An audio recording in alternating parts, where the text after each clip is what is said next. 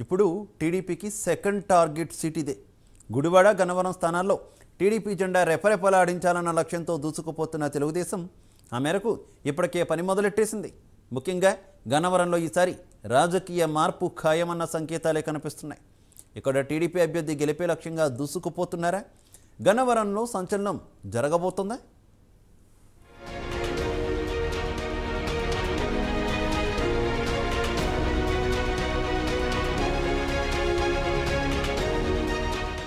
గన్నవరం ఈ పేరు చెబితేనే అధికార ప్రతిపక్షాల్లో హై అలర్ట్ కనిపిస్తోంది. గన్నవరంలో గెలుపు ఇరు పార్టీలకు ఎంతో ప్రతిష్టాత్మకం. 5 ఏళ్లుగా నిత్యం ఏదో ఒక వివాదంతో నిత్యం వార్తలు నిలుస్తున్న నియోజకవర్గం గన్నవరమే. గతంలో ప్రత్యర్థులుగా తలపడిన వారే మరోసారి కాలు దువ్వుతున్నారు. పాత ప్రత్యర్థులు ఇప్పుడు పార్టీలు మారారు. అటువారు ఇటువారు అటువైపు నుంచి తలబడుతున్నారు. ఇద్దరి బ్యాక్గ్రౌండ్లు పెద్దదే. అంగా అర్ధబలాల్లో ఒకరికొకరు తీసిపోని పరిస్థితి. అయితే ఇక్కడ ఈసారి ఎన్నికల్లో తెలుగుదేశం, జనసేన, బీజేపీ కూటమి అభ్యర్థికి పరిస్థితులు అనుకూలంగా మారిపోయినట్లుగా రాజకీయ వర్గాల్లో ప్రచారం జరుగుతోంది.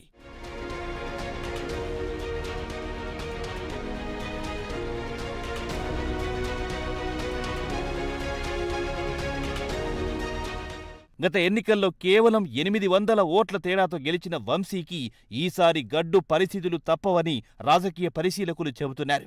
టీడీపీ పూర్తిగా వంశీని టార్గెట్ చేయడమే ఇందుకు కారణమంటున్నారు. ఇంకోవైపు జగన్ ప్రభుత్వంపై ఉన్న వ్యతిరేకత వంశీకి డ్యామేజ్ చేయడం ఖాయమని, ఇంకోవైపు జనసేన సపోర్టుతో యార్లగడ్డ వెంకట్రావు గెలుపు జెండా ఎగరవేయడం పక్కా అని రాజకీయ వర్గాల్లో చర్చ జరుగుతోంది. స్థానికంగా అందరికీ అందుబాటులో ఉండడం, సేవా కార్యక్రమాలు వంటి అనుకూల అంశాలన్నీ యార్లగడ్డకు కలిసొస్తాయని అంచనా వేస్తోంది టీడీపీ.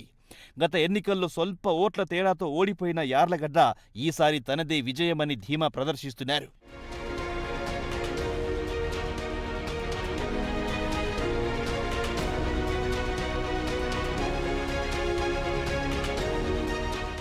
పరిటాల రవి అనుచరుడన్న ముసుగు వేసుకుని సినిమా నిర్మాతనే ట్యాగ్ తగిలించుకుని తెలుగుదేశం పార్టీలో జాయిన్ అయి ఎమ్మెల్యే టిక్కెట్టు పట్టేసి తదనంతర కాలంలో జగన్ అధికారంలోకి రాగానే గోడ దూకేసి వైసీపీలో జాయిన్ అయిపోయిన నాయకుడు వల్లభనేని వంశీ. ఈసారి ఎన్నికల్లో ఎట్టి పరిస్థితుల్లో వల్లభనేని వంశీని ఓడించాలన్న కసి తెలుగుదేశం శ్రేణులు నెలకొంది. అదేవిధంగా తెలుగుదేశం అధిష్టానం సైతం గన్నవరంపై ప్రత్యేక దృష్టి పెట్టింది. ఇంకోవైపు కమ్మ సామాజిక వర్గం మొత్తం వల్లభనేని వంశీపై తీవ్ర వ్యతిరేకతతో ఉంది. ఇంకోవైపు ఇక్కడ సౌమ్యుడు, అందరివాడైన యార్లగడ్డ వెంకట్రావును బరిలో దించారు చంద్రబాబు. యార్లగడ్డ వెంకట్రావు వివాదరహితుడిగా, ప్రజల మనిషిగా మంచి పేరు తెచ్చుకున్నారు. మూడో కంటికి తెలియకుండా ఆయన చేసిన దాన ధర్మాలు, ప్రజాసేవ, ఆపదలో ఆదుకునే గుణం ఆయనను జనానికి మరింత చేరువ చేసిందని ఆయన అనుచరులు చెబుతున్నారు.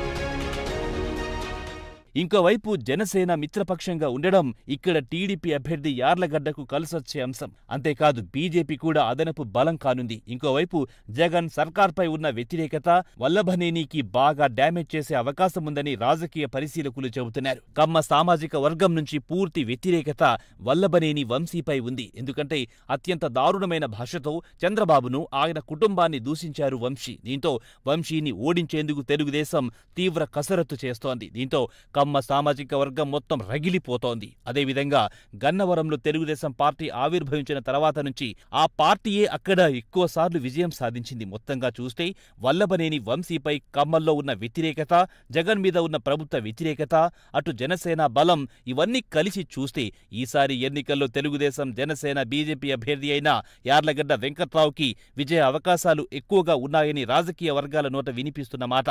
చూడాలి మరి భవిష్యత్తు రాజకీయం ఏ మలుపు తిరుగుతుందో అన్నది.